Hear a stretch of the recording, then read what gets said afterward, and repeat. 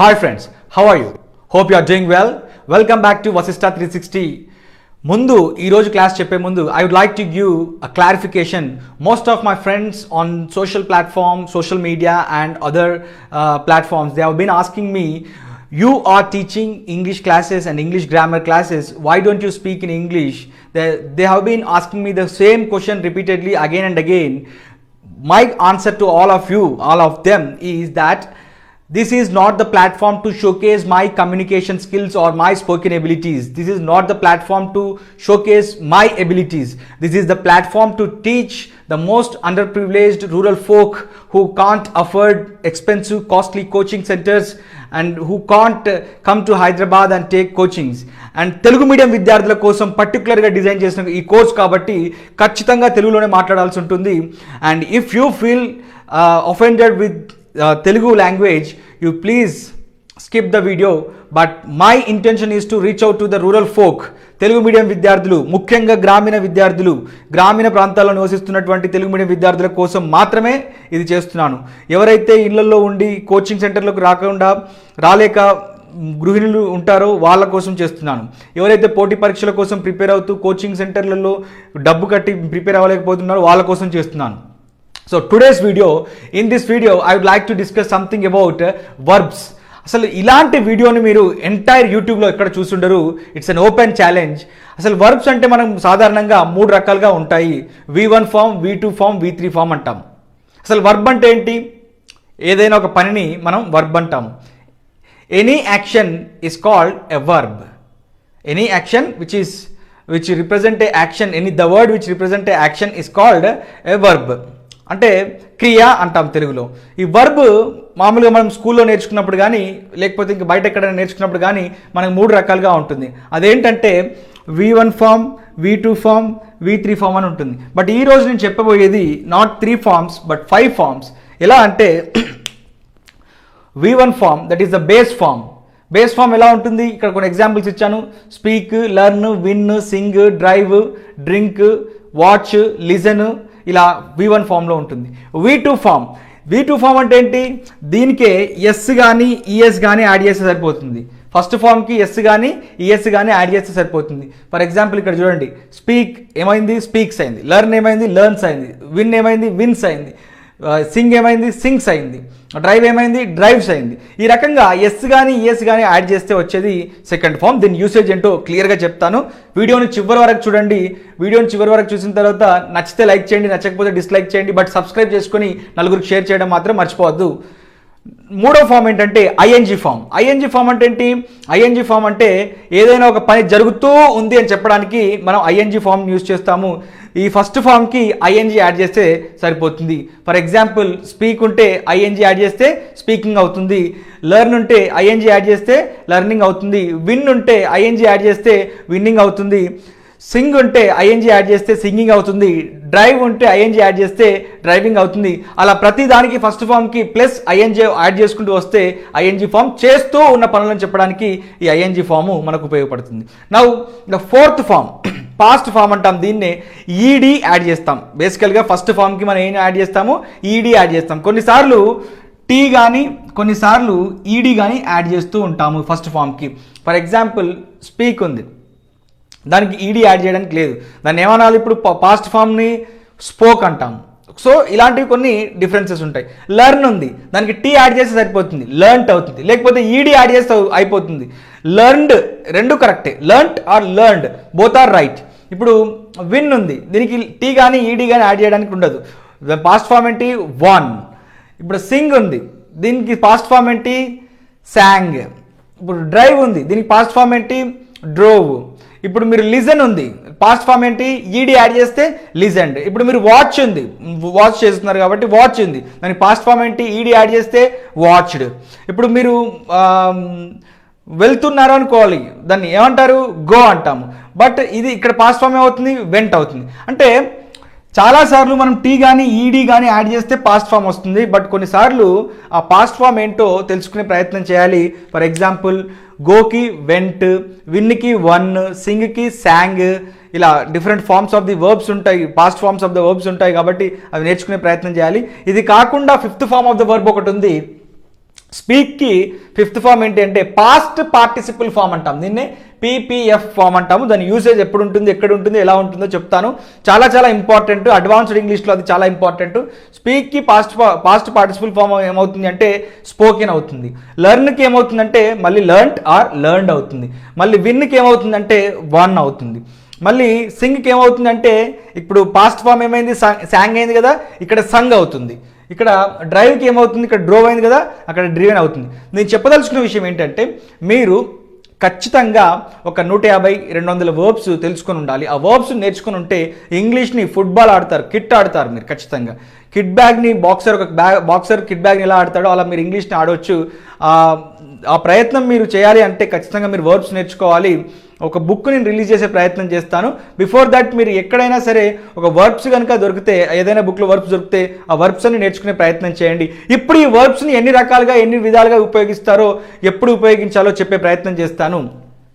మామూలుగా habitual actions అలవాటుగా చేసే పనులకు ఉపయోగించాలనుకున్నప్పుడు ఐ, వి, యు, దే అనే సబ్జెక్టివ్ ప్రొనౌన్స్ ఉన్నప్పుడు ఈ first form of the verb use చేయొచ్చు.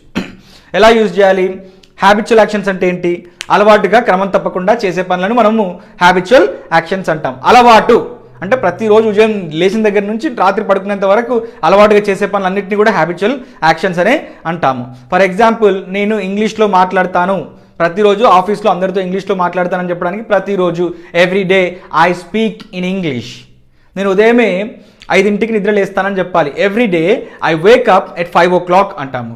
నేను ప్రతిరోజు జిమ్కి వెళ్తాను అని చెప్పాలనుకోండి, daily I go to gym. ఇలా ఈ రకంగా I, we, you, they subjective ప్రొనౌన్స్తో మనం ఈ ఫస్ట్ ఫామ్ ఆఫ్ ద వర్బ్తో హ్యాబిచువల్ యాక్షన్స్ చెప్పొచ్చు. ఇది కాకుండా ఈ ఫస్ట్ ఫామ్ ఆఫ్ ద వర్బ్ని యూనివర్సల్గా యూజ్ చేసుకోవచ్చు. ఎలా యూజ్ చేసుకోవచ్చో చెప్పే ప్రయత్నం చేస్తాను. ఇప్పుడు జాగ్రత్తగా వినండి. ఫర్ ఎగ్జాంపుల్, మీరు గత వీడియోస్లలో చూశారు కెన్ అనే హెల్పింగ్ వర్బ్ ఉంది. ఈ కెన్ పక్కన మీరు సింపుల్గా ఫస్ట్ ఫామ్ ఆఫ్ ద వర్బ్ని యూజ్ చేశారనుకోండి సరిపోతుంది. నేను ఇంగ్లీష్ మాట్లాడగలను అని చెప్పాలి.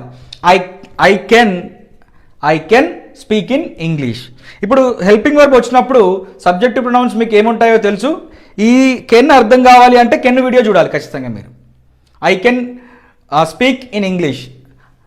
అదర్వైజ్ ఆమె ఎలాంటి పాటైనా పాడగలదు అని చెప్పాలనుకోండి, she can sing any song. She can sing any song అంటే ఒక వర్బ్ తెలిస్తే సరిపోతుంది. హెల్పింగ్ వర్బ్ ఆల్రెడీ మీకు ఇంతకుముందు చెప్పాను, దాని యూసేజ్ కూడా తెలిస్తే సరిపోతుంది. అంటే వర్బ్ తెలిసినప్పుడు ఎప్పుడైనా సరే మీరు ఎలాంటి సందర్భాన్నైనా కూడా మాట్లాడే అవకాశం ఉంటుంది. చాలామంది ప్రజెంట్లో సింపుల్ ప్రజెంట్లో మాట్లాడినప్పుడు, సింపుల్ ప్రజెంట్ అదంతా గ్రామర్ మనకు అవసరం లేదు, కానీ చాలామంది ప్రజెంట్లో ప్రస్తుతం గురించి మాట్లాడినప్పుడు హీ సింగ్ సాంగ్స్ అంటారు, అదర్వైజ్ షీ సింగ్ సాంగ్స్ అంటారు. అట్లా కాదు. ఎప్పుడైనా సరే subject pronouns he, she, it వచ్చినప్పుడు ఎస్ కానీ ఈఎస్ కానీ రావాలి. హీ గోస్ అనాలి కానీ హీ గో అనొద్దు ఎప్పుడైనా కానీ. షీ సింగ్స్ సాంగ్స్ అనాలి కానీ షీ సింగ్ సాంగ్స్ అనొద్దు. ఇప్పుడు హీ స్పీక్స్ ఇన్ ఇంగ్లీష్ అనాలి కానీ హీ స్పీక్ ఇన్ ఇంగ్లీష్ అనవద్దు. హీ లెర్న్స్ ఇంగ్లీష్ అనాలి కానీ హీ లెర్న్ ఇంగ్లీష్ అనవద్దు. అంటే ప్రజెంట్లో మాట్లాడినప్పుడు ఐవి యూదే ఉన్నప్పుడు ఫస్ట్ ఫామ్ యూజ్ చేయాలి. హీ, షీ, ఇట్ ఉన్నప్పుడు సెకండ్ ఫామ్ యూజ్ చేయాలి. హెల్పింగ్ వర్బ్ని మీరు ఏదైనా యూజ్ చేసినప్పుడు, హెల్పింగ్ వర్బ్ ఏది యూజ్ చేసినా కూడా చాలా వరకు 90% హెల్పింగ్ వర్బ్స్ ఏది యూజ్ చేసినా, ఫర్ ఎగ్జాంపుల్ హెల్పింగ్ వర్బ్స్ నేను ఆల్రెడీ చెప్పాను, డూ కానీ, డస్ కానీ, డిడ్ కానీ, యామ్, కెన్ కానీ, కుడ్ కానీ, మే కానీ, మైట్ కానీ, షెల్ కానీ, విల్ కానీ, షుడ్ కానీ, have to, has to, need to, dares to, want to, wants to, wish to, wishes to, would like to, able to, willing to, going to, had to, use to, ఇలా ఏ helping verb తీసుకున్నా కానీ first form of the వర్బ్ని use చేసి చెప్పచ్చు. For example, నేను ఒక వర్బ్ని తీసుకుంటాను, ఇక్కడ సింగ్ అనే వర్బ్ని తీసుకుంటాను. చూడండి, ఈ సింగ్ అనే వర్బ్కు నేను కెన్ అని యూజ్ చేస్తే ఐ కెన్ సింగ్ అవుతుంది. అదే నేను కుడ్ అనే హెల్పింగ్ వర్బ్ని యూజ్ చేస్తే ఐ కుడ్ సింగ్ అవుతుంది. ఐ కెన్ సింగ్ అంటే ఏంటి మీకు తెలుసు, నేను పాడగలను అని దాని అర్థం. ఐ కుడ్ సింగ్ అంటే నేను పాడగలిగాను అని చెప్పి ఇంతకుముందు గతంలో చేసినటువంటి మన సామర్థ్యం గురించి చెప్తుంది. ఐ హ్యాడ్ టు సింగ్ అని చెప్పాలి. అంటే నేను ఒకప్పుడు పాటలు పాడాల్సి వచ్చింది, లేకుంటే పాడాల్సి వచ్చింది అందరు ఫోర్స్ వల్ల అని చెప్పాలనుకోండి, I had to sing. Use to ఉపయోగించామనుకోండి, I use to sing. Do ఉపయోగించామనుకోండి, ఐ డూ సింగ్ సాంగ్స్, నేను ప్రతిరోజు సాంగ్స్ పాడుతుంటాను. అదేవిధంగా వుడ్ ఉపయోగించామనుకోండి, ఒకప్పుడు నేను పాటలు పాడుతుండేవాడిని అని దాని అర్థం. షుడ్ ఉపయోగించామనుకోండి, నేను పాట పాడాలి అని దాని అర్థం. తెలుసు కదా మీకు షుడ్ ఒక ఉపయోగం ఏంటనేది. మే ఉపయోగించారనుకోండి, I may sing songs or he may sing songs, పాడితే పాడొచ్చు అని దాని అర్థం. హ్యావ్ టు ఉపయోగించారనుకోండి, హ్యావ్ టు వల్ల ఎలా చెప్పొచ్చు, పాట పాడాల్సి ఉంది. ఈ సింగ్ కాకుండా మీరు ఇంకొక ఎగ్జాంపుల్ తీసుకోండి, లెర్న్ అని తీసుకోండి. ఇంగ్లీష్ నేర్చుకుంటున్నాం కదా మనం ఇప్పుడు, లెర్న్ అని తీసుకోండి. నేను ఇంగ్లీష్ నేర్చుకోగలను అని చెప్పడానికి ఐ కెన్ లెర్న్ ఇంగ్లీష్. నేను ఇంగ్లీష్ నేర్చుకున్నాను అని చెప్పడానికి I did learn English. Otherwise past form of the verb use చేసి చెప్పొచ్చు, I learned English or I learned English. అలా కాకుండా ఐ డిడ్ లెర్న్ ఇంగ్లీష్ అని కూడా చెప్పొచ్చు. నేను ఇంగ్లీష్ నేర్చుకోవాల్సి ఉంది అని చెప్పడానికి I have to learn English అని చెప్పొచ్చు. నేను ఇంగ్లీష్ నేర్చుకోవాలి అని చెప్పడానికి ఐ షుడ్ లెర్న్ ఇంగ్లీష్. నేను ఇంగ్లీష్ తప్పకుండా నేర్చుకోవాలి అని చెప్పడానికి మస్ట్తో యూజ్ చేసి చెప్పాలి, ఐ మస్ట్ లెర్న్ ఇంగ్లీష్. అంటే మీకు వర్బ్ వస్తే, హెల్పింగ్ వర్బ్ తెలిస్తే ఇన్ని రకాలుగా మాట్లాడవచ్చు. ఒక ఐతోనే మాట్లాడతామా, మరి హీతో తీసుకొని మాట్లాడరేమా అంటే హీతో కూడా చెప్పొచ్చు. హీ కెన్ లెర్న్ ఇంగ్లీష్, అతడు ఇంగ్లీష్ మాట్లాడగలడు. హీ కుడ్ లెర్న్ ఇంగ్లీష్, అతను ఇంగ్లీష్ మాట్లాడగలిగాడు అని దాని అర్థం. He had to learn English, అతను ఇంగ్లీష్ మాట్లాడాల్సి వచ్చింది అని అర్థం. He used to learn English, అతను ఒకప్పుడు ఇంగ్లీష్ నేర్చుకుంటుండేవాడు అని దాని అర్థం. హీ హ్యాస్ టు, ఇప్పుడు మీకు తెలుసు ఐవి యూదే వచ్చినప్పుడు హ్యావ్ వస్తుంది, హీ షీట్ వచ్చినప్పుడు హ్యాస్ వస్తుంది. He has to learn English, he may learn English or he did learn English. ఈ రకంగా హెల్పింగ్ వర్బ్స్ రెండు కనుక మీ నోట్లో ఉంటే, హెల్పింగ్ వర్బ్స్ ఎన్ని ఉంటాయి మనకి, హార్డ్లీ 30-35 కంటే ఎక్కువగా ఉండవు మనకు. ఇవన్నీ కూడా మీకు కనుక నోట్లో నాలుక మీద, టిప్ ఆఫ్ ది టంగ్ మీద ఉంటే కనుక ఇంగ్లీష్ని ఒక ఆట ఆడుకుంటారు. This is for this day. And ఇంకా చెప్పే ప్రయత్నం చేస్తాను ఇదే వీడియోలో. యాక్చువల్గా ఆపేద్దాం అనుకున్నాను వీడియోని, బట్ చెప్పే ప్రయత్నం చేస్తాను, ఇంకా క్లారిటీ వస్తుంది, లెంత్ ఎక్కువ అవుతుందని చెప్పి ఆపేద్దాం అనుకున్నాను. బట్ వన్ థింగ్ ఏంటంటే, ఈ third form of the verb ING verb అంటున్నాం కదా, దీన్ని ఉపయోగించి కొన్ని ఉపయోగాలు చెప్తాను మీకు. చూడండి, జరుగుతూ ఉన్న పనిని చెప్పడానికి మనం ఐఎన్జీ ఉపయోగించి చెప్తుంటాము. నేను మాట్లాడుతూ ఉన్నాను అని చెప్పాలనుకోండి, ఐ యామ్ స్పీకింగ్. నేను పాడుతూ ఉన్నాను అని చెప్పడానికి ఐ యామ్ సింగింగ్. నేను చూస్తూ ఉన్నానని చెప్పడానికి ఐ యామ్ వాచింగ్ అంటాం.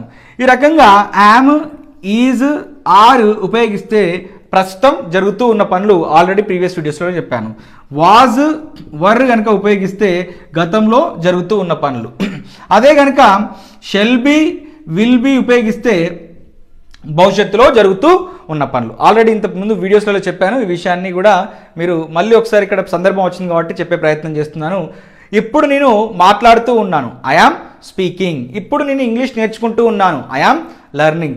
గతంలో నేను ఇంగ్లీష్ నేర్చుకుంటూ ఉన్నాను. గతంలో అంటే లాస్ట్ మంత్ నేను ఇంగ్లీష్ నేర్చుకుంటూ ఉన్నాను, ఒక ఇంగ్లీష్ క్లాసెస్లో జాయిన్ అయ్యాను, అప్పుడు నేర్చుకుంటూ ఉన్నానని చెప్పడానికి last month I was learning English. Next month నేను ఇంగ్లీష్ నేర్చుకుంటూ ఉంటాను అని చెప్పాలనుకోండి, next month I shall be learning English or I will be learning English. Both shall and will examples చాలా ఇచ్చాను ప్రీవియస్ వీడియోస్లలో, అది ఒకసారి చూడండి. ఇప్పుడు ఇది కాకుండా ఈ బీ ఫార్మ్స్ అంటే మీకు ఎన్ని రకాలుగా ఉంటాయో కంటిన్యూస్ యాక్షన్స్ అనే ఒక వీడియోలో చేసి చూపించాను, అందులో ఒకసారి చూడండి. అర్థం కాకపోతే మళ్ళీ ఇంకో వీడియో చేస్తాను. ఈ పాస్ట్ ఫార్మ్ ఆఫ్ ది వర్బ్ని యూజ్ చేసి జరిగిపోయిన ఏదైనా ఒక పనిని చెప్పొచ్చు. ఇండియా మ్యాచ్ గెలిచిందని చెప్పాలనుకోండి, ఇండియా వాన్ ద మ్యాచ్. ఆమె చాలా చక్కగా పాట పాడిందని చెప్పాలనుకోండి, she sang very beautifully, right.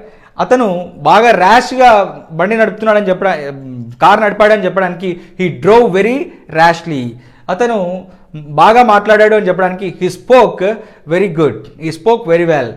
అతను ఇంగ్లీష్ నేర్చుకున్నాడు అని చెప్పడానికి హీ లెర్న్ట్ ఇంగ్లీష్. లేకపోతే మేము ఇంగ్లీష్ నేర్చుకున్నామని చెప్పడానికి వీ లెర్న్ట్ ఇంగ్లీష్. ఈ past participle form of the verb చాలా చాలా ఇంపార్టెంట్. మ్యాక్సిమము ఇది అడ్వాన్స్డ్ ఇంగ్లీష్లో మనం ఉపయోగిస్తాము. అడ్వాన్స్డ్ ఇంగ్లీష్లో అంటే ఎప్పుడైనా గుర్తుపెట్టుకోండి, హ్యావ్ వచ్చినప్పుడు, హ్యాజ్ వచ్చినప్పుడు ఈ past participle form of the వర్బ్ను ఉపయోగించాలి. మరి హ్యాజ్ ఎప్పుడు వస్తుంది అంటే ఐ, వి, యు, దే ఉన్నప్పుడు హ్యావ్ వస్తుంది. హీ, షీ, ఇట్ ఉన్నప్పుడు హ్యాజ్ వస్తుంది. ఐవి యూదే ఉన్నప్పుడు హ్యావ్ వస్తుంది, హీ షీ ఇట్ ఉన్నప్పుడు హ్యాజ్ వస్తుంది. అది బండ గుర్తు పెట్టుకోండి మీరు. ఈ హ్యావ్ హ్యాజ్ వచ్చినప్పుడు past participle form of the verb use చేయాలి.